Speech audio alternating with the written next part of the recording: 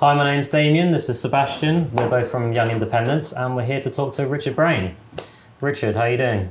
Very well, very good to see you here. Thanks a lot for coming to chat to me. Great. So do you want to first tell us how you first started getting involved in UKIP?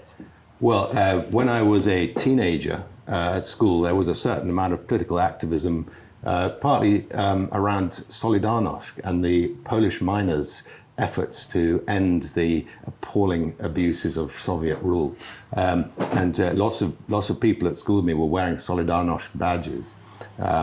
Back in the 80s, this is, of course, and we were all, I think, acutely aware of what was going on behind the Iron Curtain. Lots of people had read Solzhenitsyn, and there was a general, very negative attitude towards communism, socialism, and a lot of the horrors that those regimes and that politics had wrought on people in Russia and the Soviet bloc.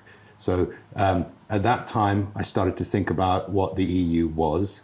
That it was it seemed to me that the best model for it was, the Tower of Babel. This was an effort to build a vast empire out of the countries of Europe, the countries where you have some of the greatest diversity in the world, culturally, economically, geographically, and of course in language and all of those other things. And it seemed to me that the only way you could build a monolithic empire, as they clearly wanted to, was to clobber good and hard all of those aspects of what it is to be European and to be different and individually various. So it struck me that the whole project was really a similar style of project to the Soviet Union. You think of the Russian tanks rolling into Prague and taking all the old Czech names off the streets and replacing them with Russian and Soviet names, and that was about trying to erase people's memory of their culture, their history, their past, their country. And I think that to some extent I see the EU as a similar project as that. And so from my teenage years and onwards, I always was very apprehensive about the homogenization that the EU project would have to actually bring about. And I've always voted. I started doing some work for the Referendum Party in the mid-90s before I became aware of UKIP. And then when the Referendum Party disappeared because of Sir Jimmy Goldsmith, I then started voting for UKIP because to me it was the obvious choice, because it was the party that clearly wanted to get out of this, frankly, totalitarian project. And so that's why I've always supported that politics and have always voted for UKIP ever since about 2000. So you've been with the party for a long time now, and you've seen many different leaders and directions. Where do you sort of see us going now? I'll just clarify one thing. I actually joined the party in 2015 when my wife said to me, "Why don't you stop shouting at the radio and actually do something?" And I often say that's her second biggest regret after marrying me, because I did get in touch with UKIP and become a member and turn up to meetings, and then it was perfect timing because suddenly the referendum was upon us. We knew it was coming, and I knew that I had to give it my best shot. I really had very little hope that we could actually win that referendum because of the odds stacked up against us. Obviously, a huge amount of public money spent, institutions that had been totally co-opted and infiltrated by the great octopus of the EU. And so I didn't think that we could win it, but I wanted to make sure that I had done everything that I could to try to win that, so that I could go to my grave saying, I did what I could for what I believe in. And of course, then this wonderful miracle occurred. I worked very hard as the borough manager for Kensington and Chelsea, both for Vote Leave and Grassroots Out, which was an interesting balancing act. Vote Leave told me that I could not be a borough manager if I wanted to use the email address I had, which was started with UKIP at. And so they said, well, you can't have that. And I said, well, and I have catch-all on various domains. So I said, is it okay if my email address is Vote Leave at? And they said, yes, that's fine. You can be a borough manager now if you give us that email address. So there really was, I suppose, a gulf between those organisations. Vote Leave did not wish to be associated with Grassroots Out at all, as far as I could see. But at any rate, we carried on, and I worked really hard, and I was very pleased in my borough that our MP said that it was the most Europhile borough in the country, and we proved him wrong. We got 31.3% for Leave in Kensington and Chelsea, which is a borough that is very, very populated by people from all over the world, obviously, but a lot of people from Europe, particularly who've come to work here in financial industries. Many of those people, sometimes I have to remind, are essentially refugees from the EU, because the opportunities that they have here in London, since we have our own currency and the world's #1 financial centre, simply are not available to them in their own countries, let's say Spain or Italy or Greece or wherever it might be, even France and Germany. So many of those people have come here for the opportunity that this country affords them, and that is not available in their own countries, and I think increasingly unavailable in their own countries as the EU continues to stifle and squash proper opportunity and proper business in Europe. How do you see UKIP going forward, especially after Brexit, when this will be less of an issue, shall we say? Well, UKIP has still got a lot of great policies. We've seen Brexit become the #1 policy in this country, and UKIP made that happen. We drove that. Obviously, some people aren't happy about that. Well, I think we know why. But there's lots of other things UKIP needs to do. One of them is we need to return to free speech. We need to make sure that we return to a country where people are not frightened to speak their minds because of political correctness, where people can make jokes, where people can discuss ideas, even bad ideas, in politics without feeling sort of the fear that people used to feel in the Soviet Union, where there could be a knock at the door at 5 a.m. and it's off to the gulag you go. Obviously, it's not quite that bad yet in this country, but there has definitely been over the last few years a clampdown on what we're allowed to say, what we're allowed to think. And this is happening a lot, of course, in our educational establishments, where people are being controlled. The way children are taught history is, I think, quite often quite one-sided. And there's a kind of anti-British sentiment. We've turned into a country that's ashamed, actually, of its illustrious and wonderful and generous past. And that is a huge mistake.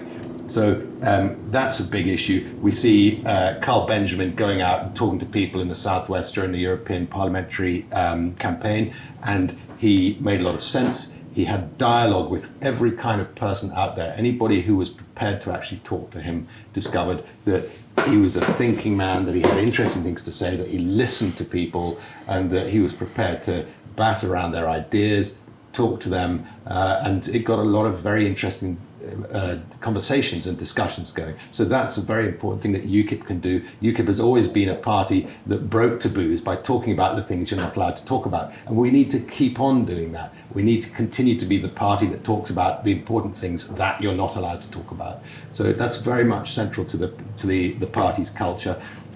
There are many other issues. Don't forget that UKIP is the British Independence Party, and there's an awful lot of things that you need to be independent from in today's world. We see lots of threats to individual freedoms and liberties, and to the family itself. We see threats from, let's say, Saudi. We see threats from aspects of the Islamic world. We see to do with the Islamization of Britain, the desire by many people to turn this country into a caliphate. We see obviously the question of the EU will continue even after we've left, because the EU will still be there, and we need to make sure that we have adequate independence from that. We also need to think about, I think one of the biggest attacks on individual liberty in probably ever in history is the fact that that we have now come to a point where surveillance of people's private lives is so pervasive, it's so thorough, it's so all-encompassing that it is soon going to be impossible for individuals to actually stand up against the state when the state goes wrong. And the state ultimately always does go wrong in some way or another. No state is perfect, and people need to be able to campaign against bad laws. They need to be able to campaign against injustice. And if everything that you've ever said or done, every journey you've ever been on, every website you've ever visited is known to the authorities, then your power to actually resist the state has been diminished almost to nothing. There is almost nobody left in this country now who cannot be shamed into silence one way or another. And I think possibly we've seen many examples of that recently, which is very worrying. So we need to establish the right to privacy of the individual in a real tangible sense, so that people really do know that their privacy is their privacy, and that they have a right not to be spied upon, and they have a right not to be controlled by the state using their private lives. So that fight needs to be done. UKIP has a great future because we have plans. We have plans to improve how we campaign. We have plans to improve how we communicate. We have plans to improve the structure of the party. We're already probably the most democratic party in Britain. If you're in UKIP, you're always voting. You vote in your local branch, you vote for the NEC, you vote for leaders, you vote in elections, you vote for everything. And that's very important that we have that very democratic culture in the party. What we need to do is improve the structure of the party so that people at the grassroots level of UKIP feel that the central party and the leadership listens to them, and we've got plans to really improve that so that people are heard and listened to at the centre of the party. And I would like to see the NEC every month when it meets deal with the most popular policy issue that's been agreed by the whole membership of the party.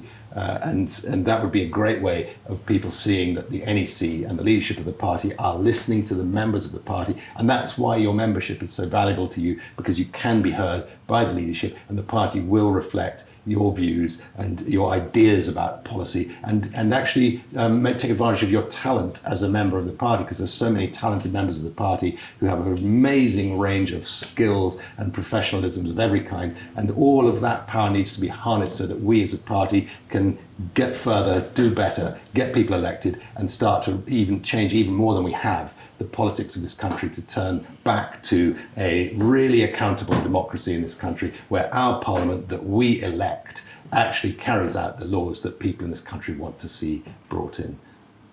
When asked about his election priorities, Bill Clinton said it's the economy, stupid. So in regards to that, where would you like to see UKIP go economically? Which sort of direction? Well, the Tory party is pretty much controlled by big business donors, and that suits those big business donors quite well. The Labour Party obviously is still very much controlled by the support of unions and union money. And throughout the bad days of the post-war era in this country, and I lived through it because I'm the generation that did our homework by candlelight, simply because of what they used to call industrial action, which means quite the opposite.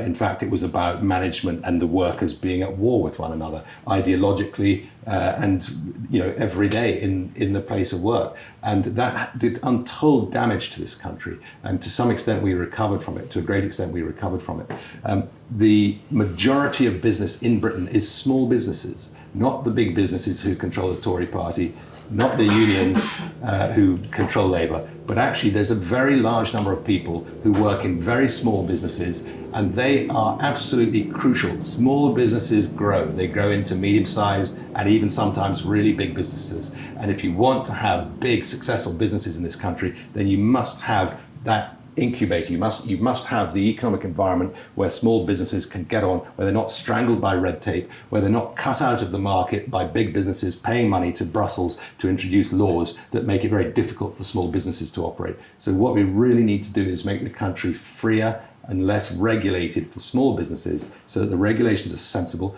They have to behave within the law, but they have to spend much less time on worrying about their compliance with God knows how many laws, about often very silly details that actually stifle business and ultimately cut down people's wages and make people poorer. So I think small businesses are the key to blazing another trail in Britain's economy, because many of them will grow, and small businesses themselves do a huge amount of the actual economic heavy lifting. And we need to make sure we support small businesses, and that we give small businesses an opportunity through UKIP to be better represented in our political bodies. So capitalism, not corporatism. Absolutely, that's exactly right. But don't forget also tradesmen. You look at let's say a freelance plumber or electrician. And, those people want to do business. They do a great job. Many of them are very qualified, very expert, and very often they're sole traders or very, very small businesses of one person. So I'm loath to call that capitalism. It is capitalism, but maybe it's not the most flattering, term for it. What it is ordinary, talented people working hard for a decent wage and surviving and getting on in life and enjoying the opportunity and making the most of the opportunity that presents itself.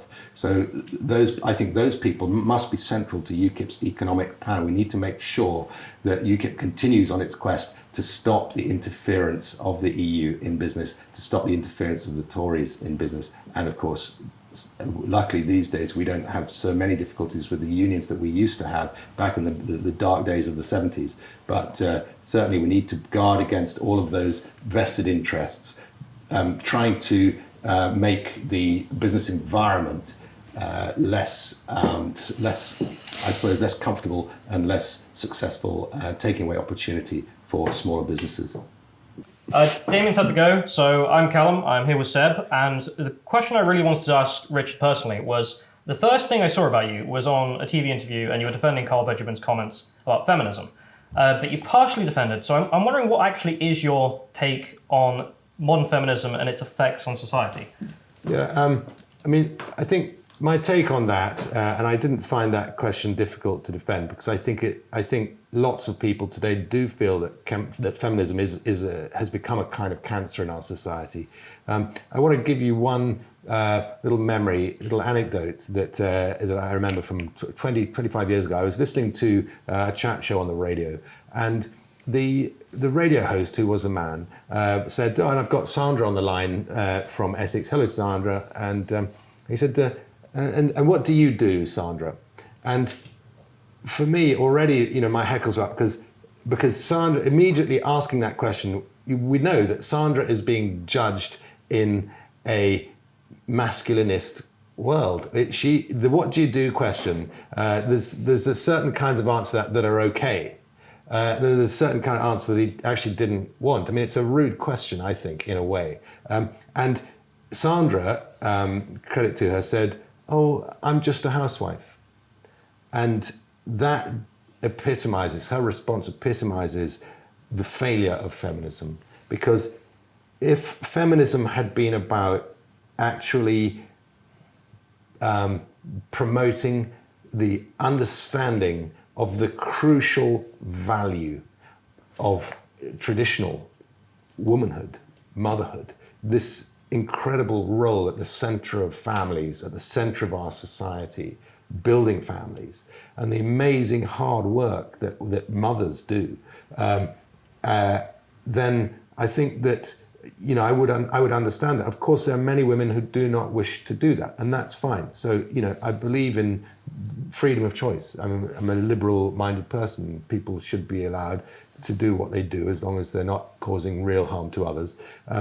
So it's not a question of there's an obligation necessarily to do one or the other, but feminism has abandoned womanhood, abandoned motherhood in a weird way, so that women who are housewives, who make a home for a family, for a husband, for children, for grandparents as well, don't forget, those women feel like second-class, third-class citizens because of feminism. Feminism makes women who do that feel inadequate.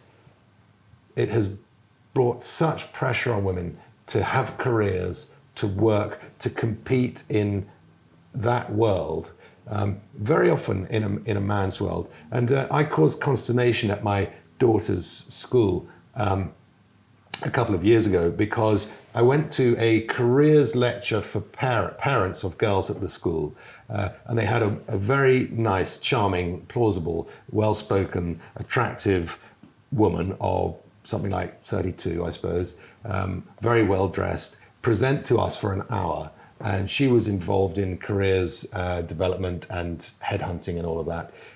And her presentation was fabulous because she talked about how the girls are going to go and work for, Schroders and Morgan Grenfell and all these big industries, Google, and they're going to be fantastic. And the whole thing was, she explained that she comes for one day a term to spend that day with the girls, and they have 20-minute sessions where they learn how to do job interviews, where they learn, and during that hour, everything that she talked about was about getting these girls onto a career ladder so that they could concentrate on their typically corporate careers to the exclusion of all other things. And there were questions and answers at the end, and I knew I shouldn't ask because I'm always causing trouble, but I couldn't help myself, and after a few questions, I put my hand up and I said, it's great that you're teaching them all these things, and I totally approve, but what do you do for the girls who might not want to have a career? How do you teach them to be confident? What modules do you do on this course of yours? I bet you could have cut the tension with a knife in that room. Well, what was fascinating was half the mothers in the room started nodding furiously, and the other half the mothers in the room started fuming. And so that was that. And she tried her best to answer the question, but it clearly sort of slightly bowled her over.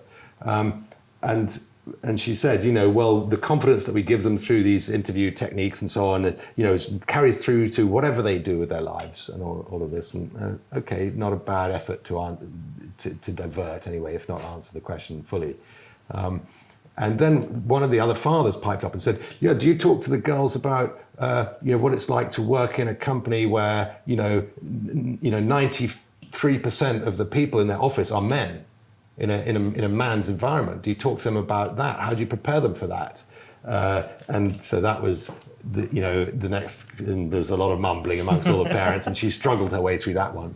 The next question that I asked. So the ball had started rolling now on this very controversial topic. And I asked the question, what do you do to prepare girls for the stage in life, let's say when they're 28, 29, or perhaps 31 or 32, where they've put so much effort into this wonderful, illustrious career of theirs, but they've got to make a decision whether to stop and give it up and have a family, get married, look after children, breastfeed, and do all of that. How do you prepare them to give up that amazing career that you've got them into? And at this point, people were really talking in the audience. They got very, very excited to get quite rowdy.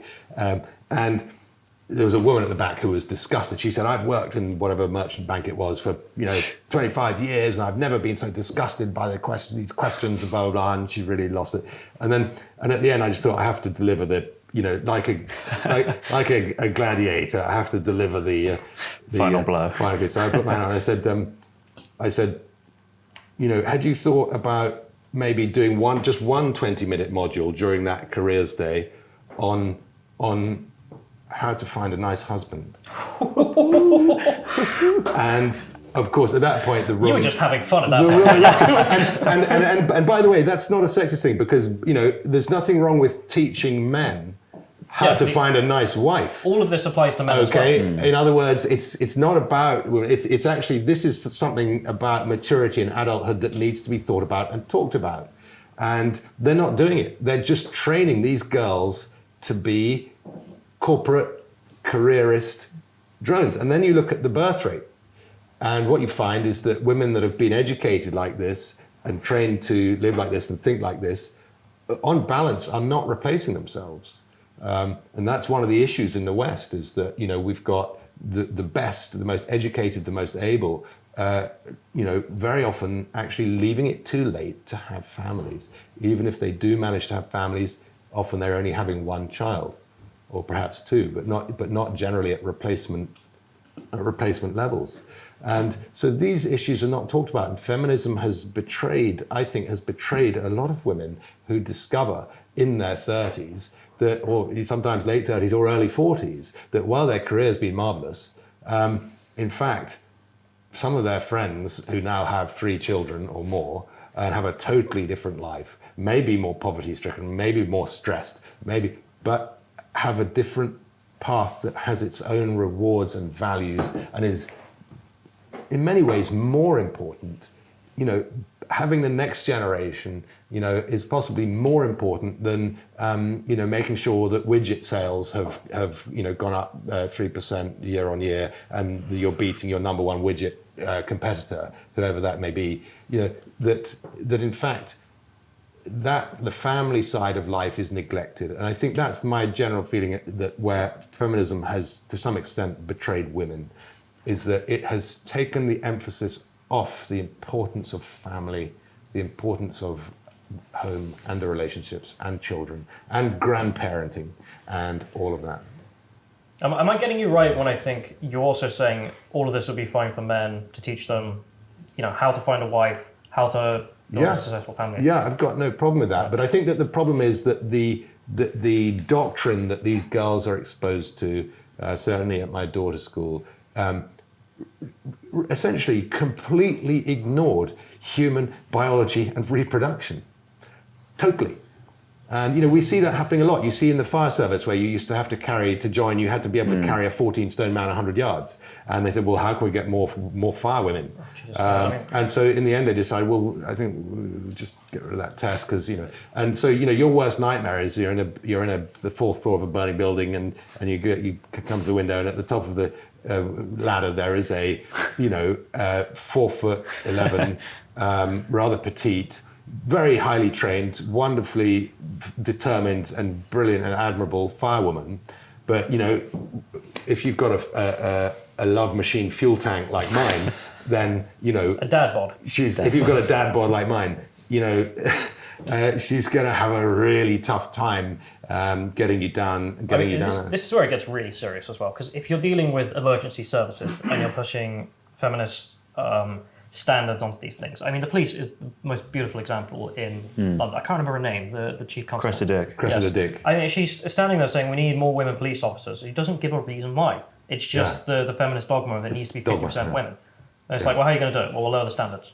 What do you think is going to happen to the service then? It's going to be of a lower standard. Yeah, and there was a time when policemen were tall and very helpful and very nice, but they had a certain physical presence that you were aware of in their almost military grade boots and dressed smart with a proper helmet on, and sort of to some extent towering over you, and you looked at a policeman as someone that if you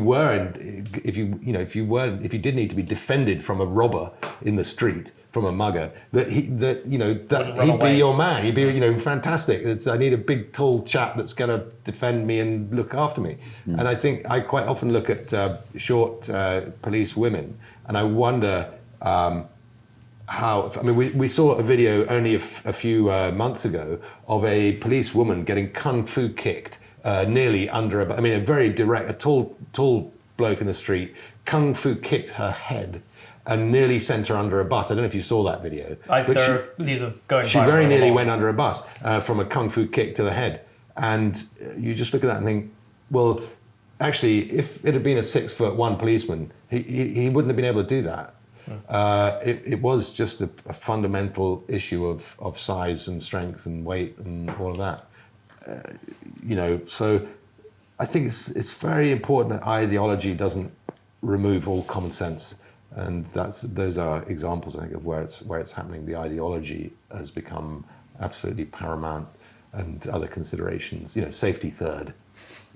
I'm Richard Braine, UKIP chairman of West London, and I've got here Callum and Seb, and we're talking about all kinds of issues, including issues relevant to UKIP and UKIP policy.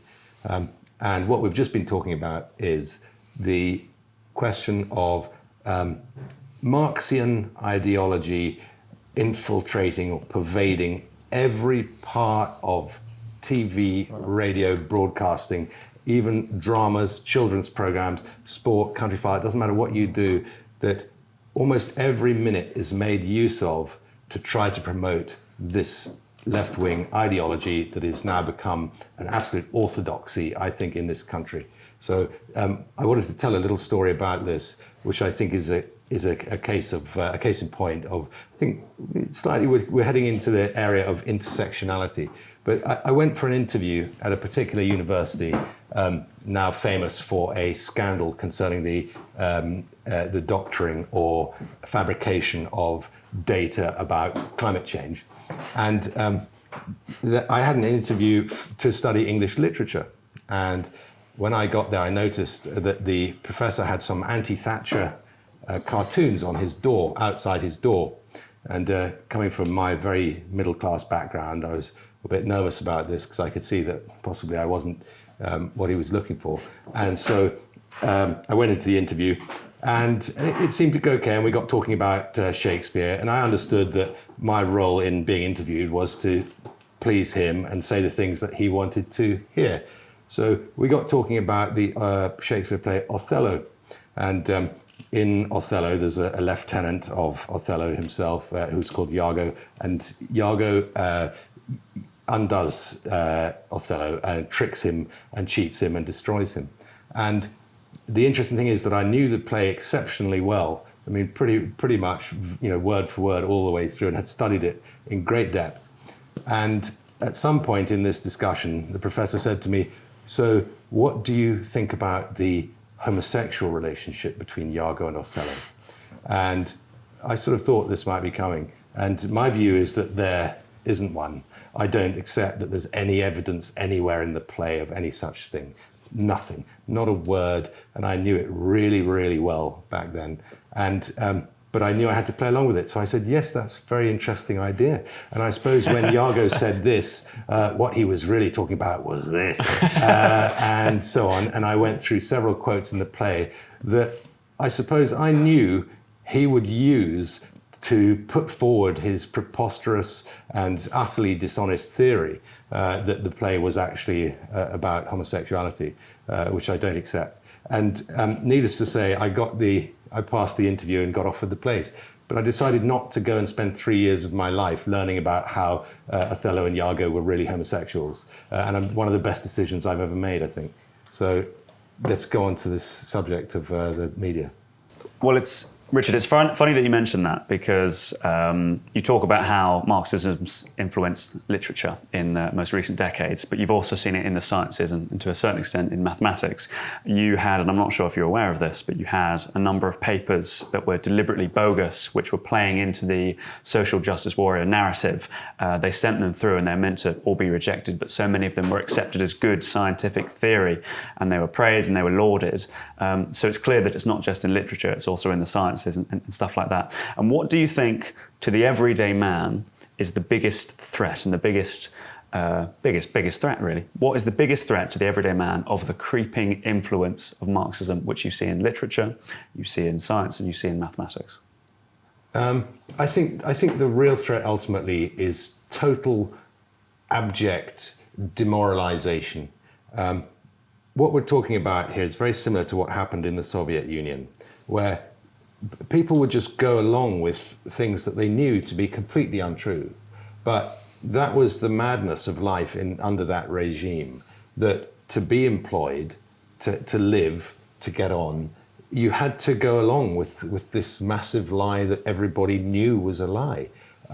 And the whole point of that ultimately, I think, as it instantiated in Stalinism, was that to have total control of the individual, the state, Stalin's state, wanted to demoralize the individual completely. And one of the best ways of doing that was forcing someone to say publicly what he knew and what everybody knew wasn't true. So it was about public humiliation, and that was how you took away, by forcing someone to humiliate himself by speaking untruth, by telling lies directly to everybody, knowing that everybody, including himself, knew that it was a lie. So it's the total destruction of truth and the total destruction of the individual's relationship with truth and with having any kind of view of the world that was valuable. And that's, I think, what you reach when you have these studies where people, here's a perfect example, people deliberately putting out studies that they know are totally untrue because the system demands it of them, and they may have done it satirically, they may have done it as a protest, but the fact that those papers, as you said, were then accepted as genuine demonstrates that that is the situation academics already in the West find themselves in, where they are publicly publishing untruth, and it's simply being accepted as truth because it conforms to this huge cathedral of untruth that Marxism always erects, whether it's in Maoist China or North Korea or Cambodia or the Soviet Union or wherever it is, Cuba even. So that's it. It's ultimately about the destruction of the individual, and you see that so many of the great Soviet writers and playwrights understood this and wrote about it. And I mean, I read a wonderful book called Merrymaking in Old Russia. I think it was by Evgeny Popov, or I think that could be it. And if you can get hold of a copy, read it. It's a fabulous set of short stories about Russians and about people in the Soviet Union in the most hopeless and appalling circumstances. There's one of the stories is about this restaurant on the outskirts of Moscow that everybody loves to go to because it's got the most fabulous meatballs, and everybody goes there for these amazing meatballs. And it turns out that one of the under chefs he's got two jobs, and at night he works in a morgue. And that's how the restaurant happens to have, this. And of course, it's an old story and Sweeney Todd and so on. But it's just one example of it. It's a wonderful collection of stories about brilliantly funny, but incredibly sad humor. An example of great resilience. The writer clearly had to write it in such a way that he could defend himself against the authorities and say, no, that's not what I meant. So it's brilliantly ambiguous, and the humor is absolutely biting. And so get a copy if you can. But there's so many works that demonstrate that that's where Marxism takes you. Ultimately, the state, if humanity and the state is going to be God, then the individual must be rendered into nothing.